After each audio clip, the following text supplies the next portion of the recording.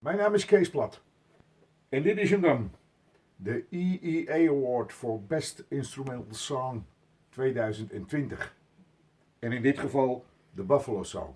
Langs deze weg wil ik de European Entertainment Association van harte bedanken voor het toekennen van deze prijs.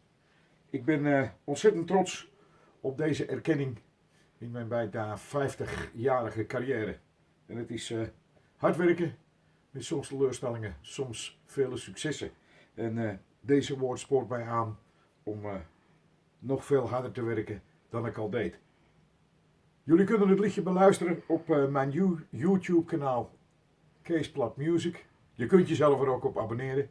En ik zou zeggen mensen, voor iedereen die schrijft, liedjes bedenkt, nootjes en alles wat erbij hoort, het opneemt en het in de wereld zet. Ik zou zeggen, veel succes. Hou vol, geef nooit op, want de wereld is kleiner dan je denkt. Tot ziens.